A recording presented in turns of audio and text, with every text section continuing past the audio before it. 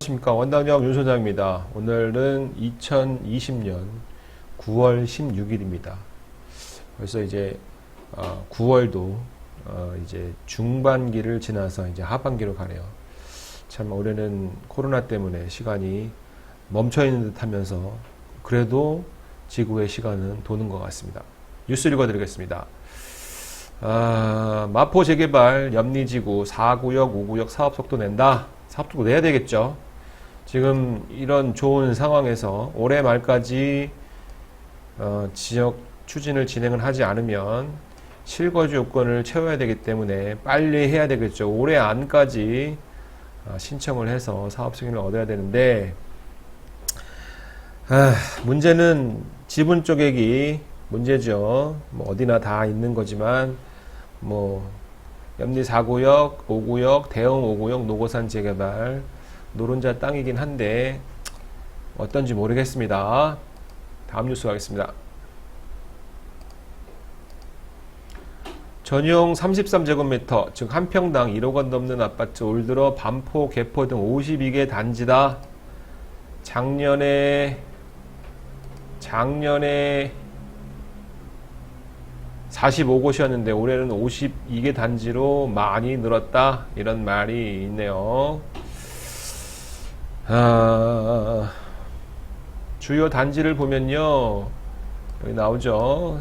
주요 서울이죠. 강남, 개포, 주공 1단지, 서초구 반포 아크로 리버파크, 강남구 대치동 레미안 대치팰리스, 송파구 잠실동 리센츠, 용산구 한남동 한남더힐. 네. 전용 면적이 여기는 작은데 리센츠 평당 가격은 1억 3,700만 원이 넘네요. 뭐 가보진 못했지만 대단한 곳입니다. 비강남권에 비해서 1억 원을 넘긴다는 게 한 곳이 나타났지만 역시 강남에는 대비할 곳이 못 된다 라는 뉴스입니다. 다음 뉴스. 서울 문산간 고속도로가 11월 개통한다. 수도권 서북부 집값 호재다. 고양 파주 창릉 신도시 통과하면서 서울 접근성이 크게 늘어난다.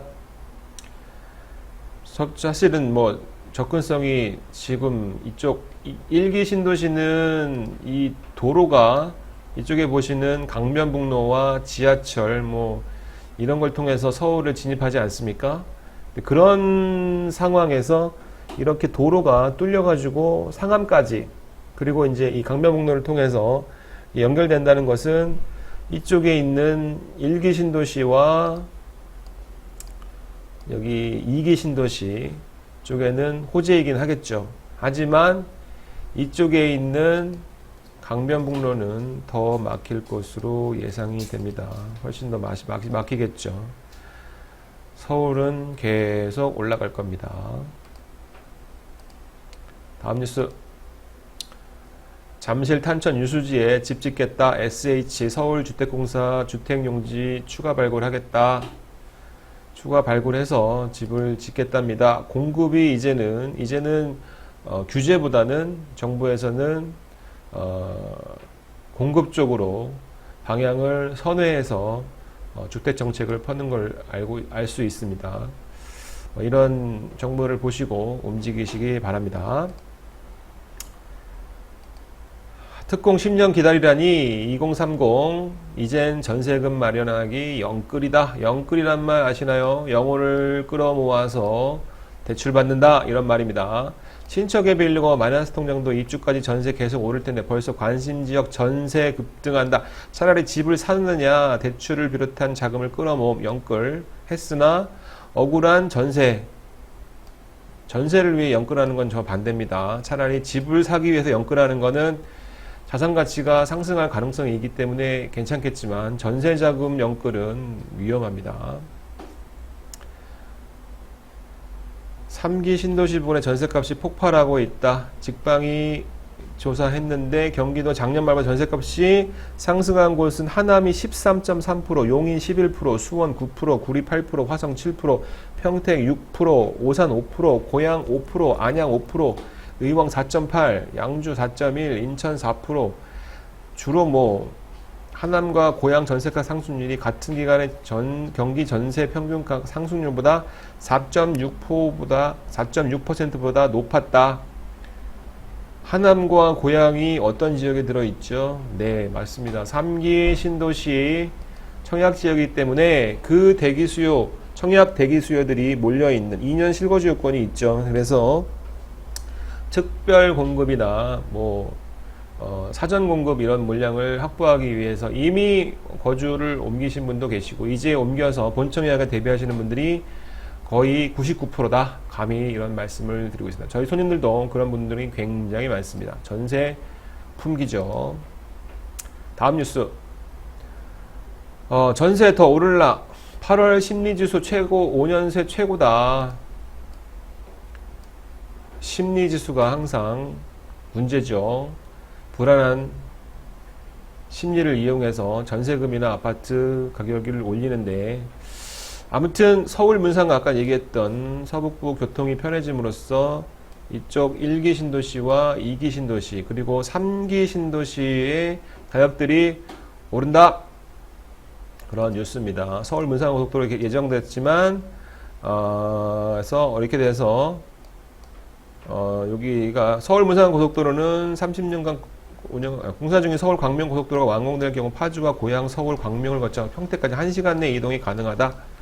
교통이 좋아지면 당연히 입지가 좋아지기 때문에 가격이 오르겠다라는 얘기를 해주고 있는 것 같습니다. 다음 뉴스.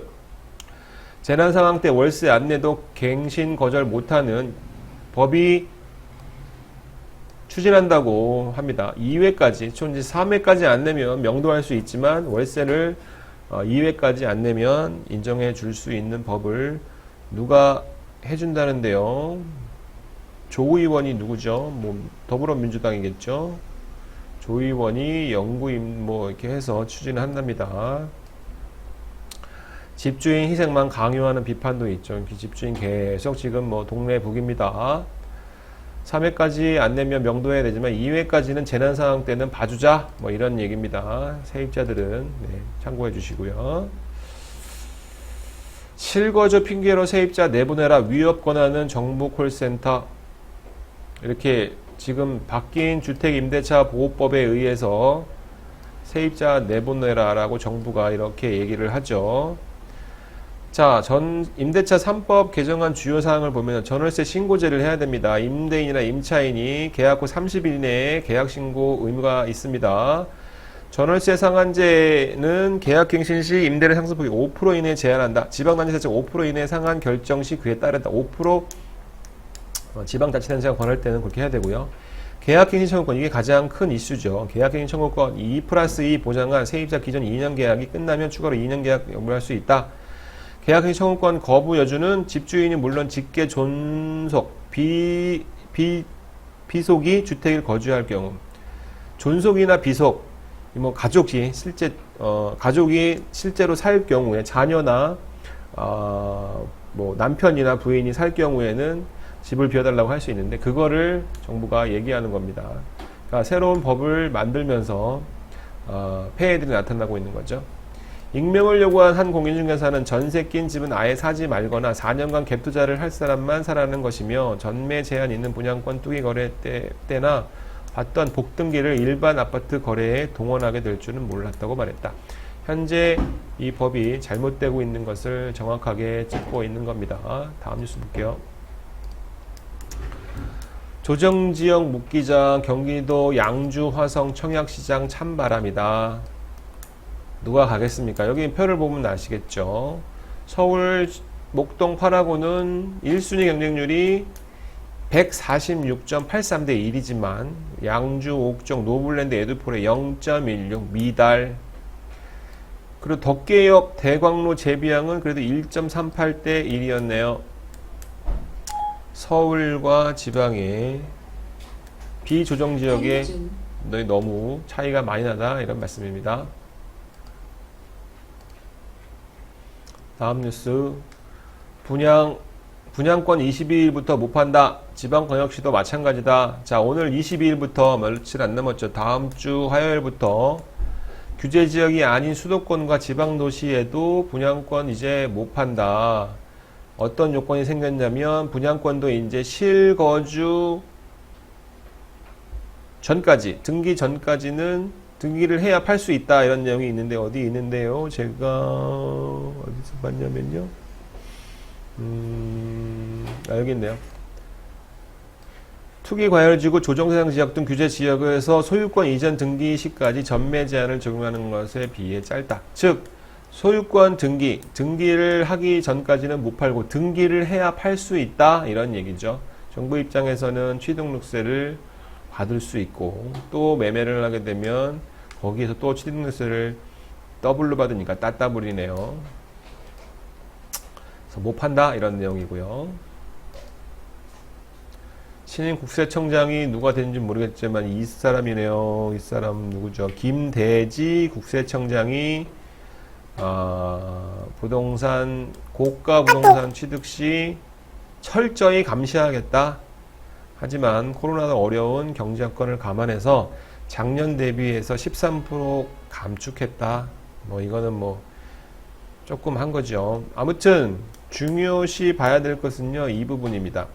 현행 세법은 성인 자녀는 5천만 원, 미성년자 자녀는 2천만 원까지 증여세를 면제한다. 하지만 부동산 거래 때 그 이상을 증여하고 제대로 신고하는 일이 비일비재하다. 과세당국은 그동안 중산층 가구까지 이런 관행이 널리 퍼져 있다는 점을 고려해 강하게 단속하지는 않았지만 앞으로는 고가 아파트에 대해서 감시를 강화할 계획이다. 이 부모 명의로 주택을 구입하고 자녀가 실거주하는 사례 등도 집중 단속 대상이다.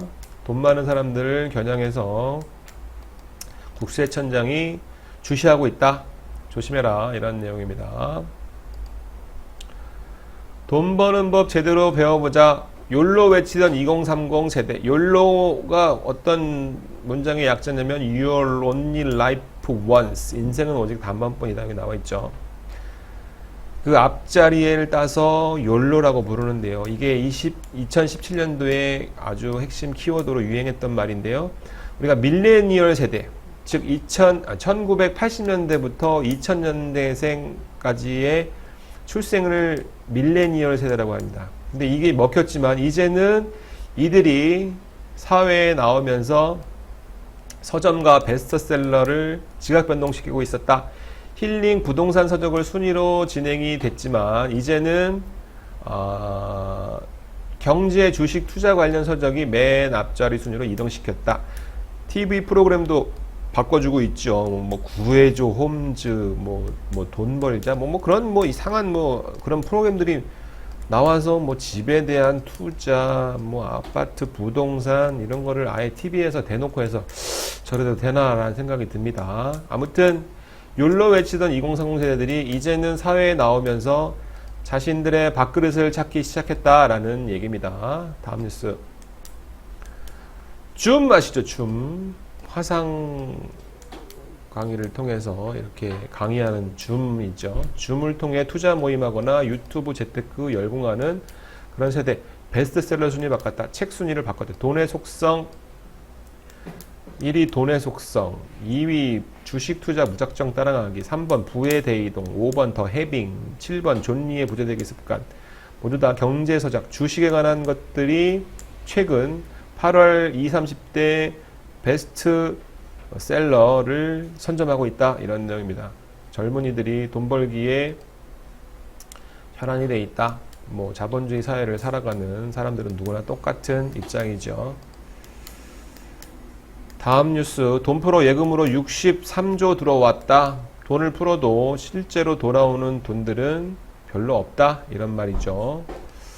뭐 저희만 그런 게 아니라 전 세계에 공통으로 나타내는 문제입니다. 미국은 기축통화를 통해서 달러를 무한정 뽑아내고 있지만 경제 상황은 그리 넉넉하고 있지 않은 거. 저희 나라도 마찬가지다. 이런 얘기입니다. 넘기고요. 테슬라. 네. 제 세상에 제일 걱정 안 하는 게 연예인 걱정, 테슬라 걱정입니다. 네. 넘치는 유동성 올라탄 개미. 미 증시 떨어져도 코스피는 계속 오른다. 코스피는 계속 웃고 있죠. 코스피 2400선을 돌파했습니다. 코로나 때 뭐 1800, 1700 했던 것 같은데 어느새 많이 올랐습니다. 코스닥도 마찬가지고요. 코스피도 마찬가지고 시황은 좋습니다. 연기금 얘기 나왔고요. D2 불안한 터키 국민을 금사재기한다. 예전에 리라가 추락을 해서 터키에 추락을 해서 버버리 코트 비싼 게 반값에 살 수 있다, 10분의 1 가격에 살 수 있다 이런 얘기인데 또 다시 터키는 엄청난 경제 혼동을 겪고 있는 모양인 것 같습니다. 넘기겠습니다. 코로나 충격 덜었나? 중 올 들어 첫 소비 증가했다. 심리적인 지수가 좋은 것 같습니다. 역시 경기나 모든 것들은 심리다. 심리가 우선한다라는 사실을 알 수가 있습니다. 이건 별일 거 없고요.